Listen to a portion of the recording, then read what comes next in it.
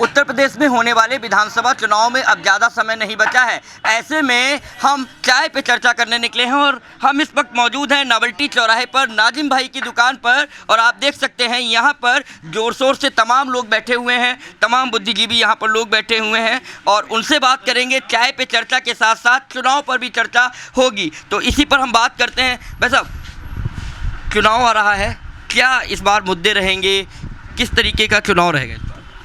इस बार का चुनाव परिवर्तन का चुनाव है, उत्तर प्रदेश का बदलाव का चुनाव है और 2022 में समाजवादियों की सरकार बनने जा रही है, समाजवादी पार्टी की सरकार बनने जा रही है। क्योंकि आप देखिए कि पिछले कुछ समय में विकास के मुद्दों को भुलाने की भरपूर कोशिश हुई।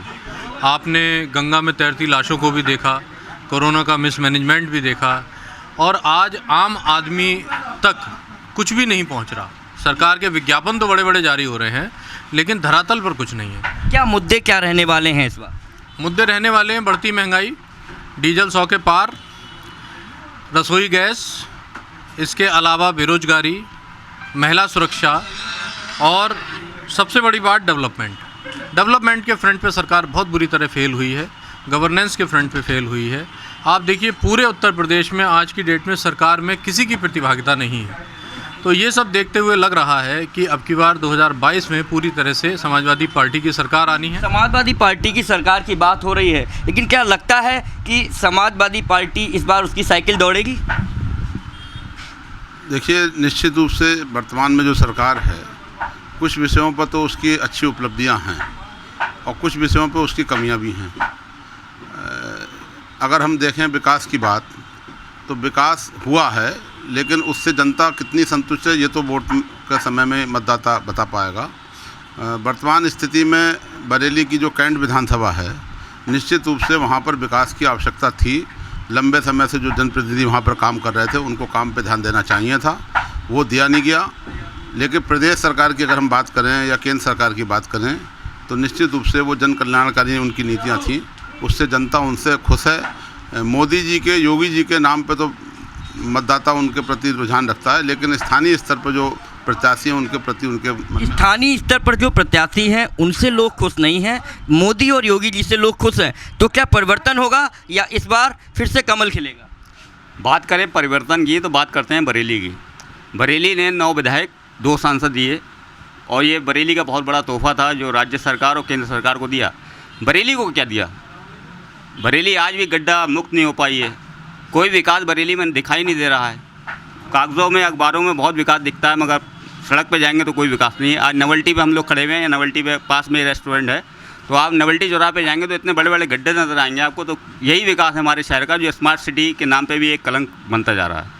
लेकिन यहाँ पर एयरपोर्ट बना और चौपले पे फ्लाईओवर बना और तमाम विकास हुआ भी है। ये पहले की योजनाएँ थी जो अब दिखाई दे रही हैं, ये पहले की सरकारों ने करी थी और ये इस सरकार को मौका मिला तो कर दिया। तो अभी जो है पूरी तरह से विकास जो है बरेली में दिखाई नहीं दे रहा है। बरेली में विकास नहीं दिखाई दे रहा आपको? हाँ जी, बिल्कुल नहीं दिखाई दे रहा। नहीं, पहले से योजना जैसे बताया भाई साहब ने कि पहले की योजनाएं थी वो अब अप्लाई हो रही हैं। जैसे फ्लाईओवर है, समाजवादी सरकार की देन थी, वो उसका जो फीता जो काटा वो बीजेपी ने काट दिया। इस तरीके से एयरपोर्ट है और भी सारी चीज़ें हैं, और भी सारी चीज़ें हैं और तमाम लोग हैं, उनसे बात करेंगे। भाई साहब, क्या लगता है परिवर्तन होगा इस बार या फिर से कमल खिलेगा? योगी जी ने काम किया या नहीं किया? इसके बारे में तो कोई जानकारी नहीं है कि कौन आ सकता है कौन नहीं आ सकता, क्योंकि जो है सारी चीज़ें उन्हीं की हैं, जैसे चाहेंगे वैसे बना लेंगे। ओवैसी जी भी आ गए हैं। ओवैसी जी तो बस पूजोपति, उनका कुछ नहीं हो सकता। कोई फर्क नहीं पड़ेगा? कोई फ़र्क नहीं पड़ेगा। किसको जाएगा वोट आपका इस बार? हमारा तो साइकिल को आता है बस। साइकिल को जाएगा, उसके अलावा किसी को नहीं जाता है। किसी को नहीं जाएगा। आप बताइए, क्या लगता है कि विकास के नाम पर जो दावे किए गए थे वो पूरे नहीं हो पाए? देखिए, विकास तो हुआ है लेकिन जो हमने आशा की थी अपने उस आशा के अनुरूप नहीं हो पाया। बरेली में एयरपोर्ट की स्थापना मायावती जी के समय में उसका उद्घाटन हुआ था, लेकिन जो कंप्लीट वो बीजेपी की सरकार में हुआ। फ्लाईओवर किस समय प्रारंभ हुआ था और जिसका जो फाइनलाइज वे में आता है उसी को कंट्रीब्यूशन मिलता है।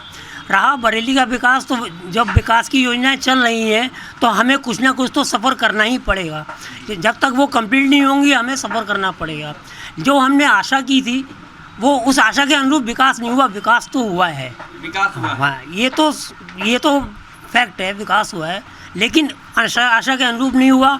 और जो कई समस्याएं हैं, जब हम कोई काम करते हैं तो गलतियां तो होती हैं, कमियां तो निकलती हैं, तो उन गलतियों में सुधार करना चाहिए। राम मंदिर बना, 370 हटी, 3 तलाक कानून बना, ये अंतर्राष्ट्रीय स्तर पर थे, राष्ट्रीय स्तर के ये कुछ फर्क नहीं पड़ेगा चुनाव में। ये इससे ये राष्ट्रीय मुद्दे थे हमारे, जो जिनको कंप्लीट किया गया, मतलब जो फुलफिल हुए यहाँ, लेकिन इससे स्थानीय स्तर पर कोई फर्क नहीं पड़ने वाला। स्थानीय स्तर पे कोई फर्क नहीं पड़ेगा। आप लोग बताइए, क्या लगता है इस बार कुछ चुनाव में अंतर आने वाला है? क्या सरकार बदलने वाली है? नहीं, सरकार तो बिल्कुल बदलना चाहिए, क्योंकि जिस तरह के दावे थे, जिस तरह की नीतियाँ थी, वो पूरी नहीं हुई।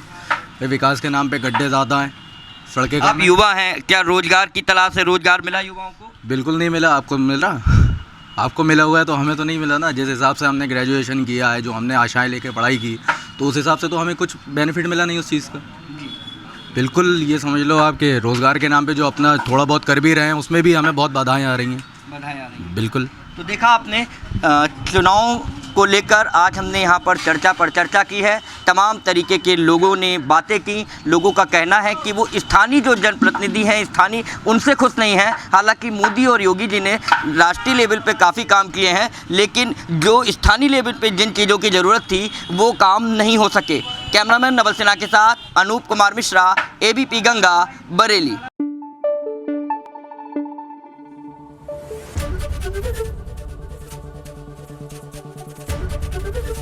ABP गंगा, खबर आपकी, जुबान आपकी।